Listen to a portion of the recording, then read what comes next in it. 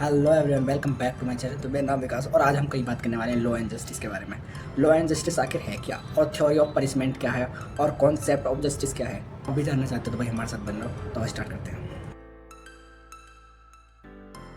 Law, सबसे पहले हमें जानना होगा लॉ एंड जस्टिस आखिर है क्या। जैसे कि लॉ एंड जस्टिस लगता है कि एक जैसे हैं, पर दोनों का मतलब जो है अलग होता है।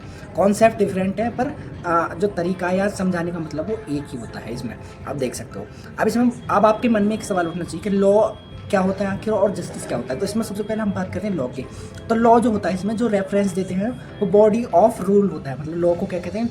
Law reference to body of rule and regulation setup by government. यानी जो लॉ होता है उसको कहीं ना कहीं गवर्नमेंट द्वारा सेटअप किया जाता है। उसको हम क्या कहते हैं? हम उसको कहते हैं रूल्स एंड रेगुलेशंस को लॉ कहा जाता है। लॉ कहा जाता है। ये जो बेस्ड होता है, ये बेस्ड होता है किसी ऑर्गेनाइजेशन पर। जैसे इसमें इंटरनेशनल ऑर्गेनाइजेशन भी हो सकती है और कहीं ना कहीं जो नेशनल ऑर्गेनाइजेशन भी हो सकती है। इंटरनेशनल कैसे होते हैं? जैसे WHO और वर्ल्ड हेल्थ ऑर्गेनाइजेशन और जैसे भी UNO, ये सब होती है। तो इनको कहीं ना कहीं इंटरनेशनल के रूप में देखा जाता है। और नेशनल कैसे होते हैं? नेशनल जो हमारी गवर्नमेंट होती है तो वो रूल ऑफ बनाती है। लोगों को जो रूल वो उनको लागू किए जाते हैं, जो उनको पालन करने होते हैं। तो उनको क्या कहते हैं? हम सेट्स, जो रूल होते हैं, रेगुलेशन होते हैं, तो उनको कहते हैं। अब किसी सरकार को कोई स्टेट चलाना है या कोई भी राज्य चलाना है और उसकी जनता को फेयरलेस बनाना है, तो उसके लिए कहीं ना कहीं रूल एंड रेगुलेशन की जरूरत होती है। रूल एंड रेगुलेशन के साथ साथ कहीं ना कहीं रूल एंड रेगुलेशन से कहीं ना कहीं लॉ बनता है। तो इसके लिए हमें लॉ की जरूरत होती है। अब सामान्य के जो है अपनी इसमें डेफिनेशन दिया है। तो सामान्य क्या कहते हैं? लॉ की डेफिनेशन, लॉ को डिफाइन कर सकते हैं बॉडी ऑफ प्रिंसिपल के। यानी बॉडी ऑफ प्रिंसिपल से लॉ को डिफाइन किया जा सकता है। पहचान और लागू की जाती है। राज्य द्वारा न्याय चलाने या संपन्न करने के लिए लॉ बनाया जाता है। यानी राज्य को चलाने के लिए और लॉ बनाने के लिए कहीं ना कहीं जो है क्या बनाया जाता है? स्थापना करने के लिए राज्य की, उसके लिए हमें लॉ की जरूरत होती है। तो ये कह रहे हैं सामान्य। तो आप इस चीज़ से ही समझ लोगे कि भाई ये क्या इंपॉर्टेंट है। तो इसमें जो दूसरा जो है, इसमें है रोसो पाउंड के बारे में आपने सुना है। और जो आपने फर्स्ट टर्म करी है, तो रोसो पाउंड बहुत जगह अपनी डेफिनेशन देते हुए दिखते हैं। आप रोसो पाउंड इसमें क्या कहना है? Law is the body of principle recognised by and enforceable by the public and regulation tribunal in the admission of justice.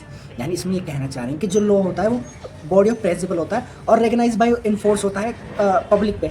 मतलब जो लॉ होता है वो कहीं ना कहीं फोर्स होता है पब्लिक पे। अगर जो पब्लिक पे फोर्स नहीं होता, इन्फोर्स नहीं किया जाएगा गवर्नमेंट या ट्रिब्यूनल के द्वारा। ट्रिब्यूनल क्या होता है? मतलब जो कि जैसे कि जो संस्थाएं होती हैं जो लॉ को पारित कराती हैं, लॉ को अप्लाई करती हैं, उनको ट्रिब्यूनल कहते हैं। तो उसको हम क्या कहते हैं? Justice, admit of justice. तो लॉ के अंदर कहीं ना कहीं जस्टिस भी देखने को हमें मिलता है। तो इसका मतलब ये होता है कि लॉ कितनी तरह के होते हैं। अगर जो आपसे कभी भी कोई पूछा जाए कि लॉ कितनी तरह के होते हैं, तो आपको हमेशा दो आंसर होने चाहिए कि लॉ दो तरीके के होते हैं, एक इंटरनेशनल और नेशनल। इंटरनेशनल में आपके जैसे कि मैंने आपको बताया UNO WNO, ये सब इंटरनेशनल में आता है। और जो नेशनल की बात करो तो इसमें कहीं ना constitution law and ordinary law ऐसे भी आते हैं और बहुत सारे लॉ भी आते हैं, पर ये जो दो हैं वो मेन है। What is justice? जस्टिस क्या है? न्याय सही और समान होना चाहिए। न्याय के तरह की प्रेजेंटेशन समान और सही तरीके से होनी चाहिए। मतलब अगर जो लॉ है, जो आप जिसको जस्टिस कहते हो, जस्टिस क्या होता है? कि किसी को इंसाफ मिले, किसी व्यक्ति को जो क्राइम कर रहा है उसको उसकी सज़ा मिले, तो वो जस्टिस होता है। जैसे कि किसी ने किसी को पीड़ा पहुंचाई है और उसको भी कानून द्वारा उतनी पीड़ा दी जाए, तो उसको कहीं ना कहीं जस्टिस कहा जाता है। इसमें कहीं ना कहीं जो स्कूल इसको सपोर्ट करते हैं उसमें है सबसे पहले नेचुरल स्कूल ऑफ जो स्टूडेंट्स। यानी अगर जो आपने हिंदू लॉ पढ़ा होगा, तो मैं नेचर स्कूल की बात कर रहा हूँ, वो आप समझ लोगे कौन सी नेचर स्कूल की बात कर रहा हूँ। तो नेचर स्कूल में जो है धार्मिक कानून बनाए जाते हैं और उनको प्रेजेंटेशन है जस्टिस लागू करना है। मतलब इसमें जो कानून बनाए जाते हैं वो धार्मिक रूप से बनाए जाते हैं और उनको अप्लाई करना ही एक प्रेजेंटेशन है जस्टिस की, उसको अप्लाई करना। दूसरा इसमें मॉडर्न स्कूल भी इसमें आते हैं, जैसे लोगों के समानता और आज़ादी लागू की जाती है। यानी इसमें कहना चाहते हैं कि आज जिसमें समानता और आज़ादी होती है उसको कहीं ना कहीं कानून कहा जाता है। तो इसमें भी यही बता रहा है कि समानता और आज़ादी के बारे में कहना चाहता है। अब इसमें भी एक सामान्य जो है, सामान्य अपनी डेफिनेशन दे रहे हैं कि हर इंसान अपने आप को सही समझता है, पर वो जो उसका नेचर होता है वो कहीं ना कहीं सेल्फिश होता है। सामने उसका समान स्वभाव नहीं होता, इसलिए भारी ताकत जरूरी है, बिन न्याय के यह इम्पॉसिबल है। यानी सामान्य का कहने का मतलब कि जो इंसान होता है वो कहीं ना कहीं समानता की बात तो करता है, अपने लिए समानता की बात करता है, दूसरे के लिए नहीं करता। क्योंकि दूसरे में वो उसके सेल्फिश अंदर आ जाता है कि भाई ना यार, दूसरे की समानता ना मिलनी चाहिए, बस मुझे समानता मिलनी चाहिए। ये स्वभाव नहीं होता, इसलिए ही भारी रूप से हमें ताकत लगा के उससे लॉ इन्फोर्स कराया जाता है कि भाई वो समानता सबको दे।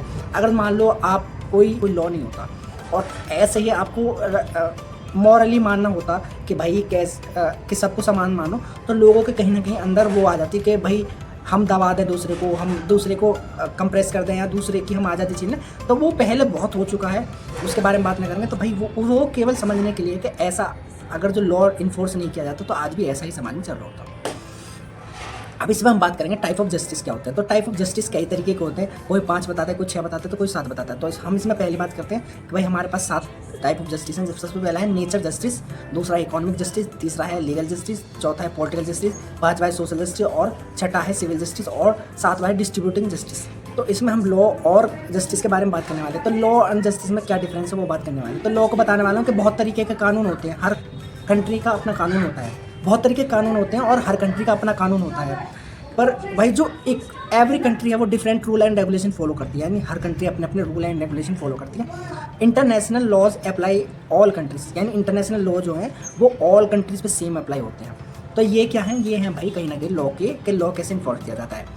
और इसमें एक और है कि लॉ जो नेशनल लॉ है वो इम्पोज किया जाता है भाई गवर्नमेंट एंड इट्स बॉडी। जो लॉ है वो इन्फोर्स किया जाता है नेशनल में गवर्नमेंट एंड इट्स बॉडीज, ठीक है। अब जस्टिस की बात कर लें। जस्टिस में क्या है जाता है कि कानून जस्टिस के ऊपर बेस्ड होते हैं, यानी जो कानून है वो कहीं ना कहीं जस्टिस के ऊपर ही बेस्ड है। तो ये दोनों कैसे है क्या भाई, जस्टिस के ऊपर बेस्ड है जब भी कानून चलते हैं। जिन कानून को बनाया जाता है वो लागू और समान रखे जाते हैं। कानून जज और गवर्नमेंट होंगे, यानी जो कानून है उनको कहीं ना कहीं अप्लाई किया जाता है एक जज के द्वारा, जो कोर्ट का जज होता है, और गवर्नमेंट के द्वारा।